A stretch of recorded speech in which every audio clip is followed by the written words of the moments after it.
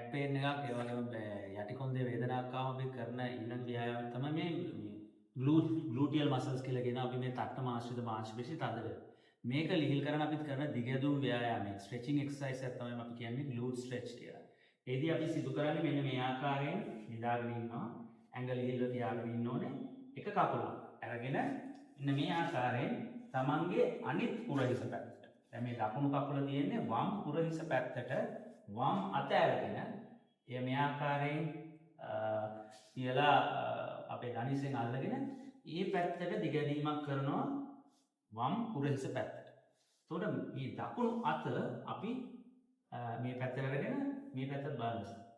ඒතර අපේ ශරීරයේ උඩ කොටස මේ පැත්තට ට්විස්ට් කරනවා, යට කොටස මේ පැත්තට ඇදීමක් සිදු කරන්නේ. මේ කකුල මේ ටෝ එක ඇඟිල්ල සීලම දිහා බලාගෙන තියෙනවා. මේක මෙහෙම ඇදෙනවා කියන්නේ වැරදි. මේක කෙලින් තියාගෙන මේ ආකාරයෙන් ස්ට්‍රෙච් කිරීමක් කරනකොට මෙන්න මේ හාසිත මාංශ පේශිය ඇදීමට ලක් තේරෙනවා. මේ දිගැදුම තප්පර 10ක් අල්ලා ඉන්න හුස්ම තද කරන්නේ නැතුව හුස්ම ඉහළ පහළ ගනිමින් තප්පර 10ක් 1 2 3 ආදී වශයෙන් 10ක් අරගෙන ආපහු රිලැක්ස් කරන්න. මේක දිගැදුමක් මේ වගේ 10 සැරයක් එක කකුලට අනිත් කකුලට තව 10 සැරයක් මේ ආකාරයෙන් 20 සැරයක් විතර කරාම මේ උකුලේ මාංශ පේශි ලිහිල් වෙනවා. මේක ක්‍රීඩකයන්ටත් හොඳයි. ක්‍රීඩාවක් කරන්න ප්‍රථම සහ අවසානයේ සිද්ධ කිරීම.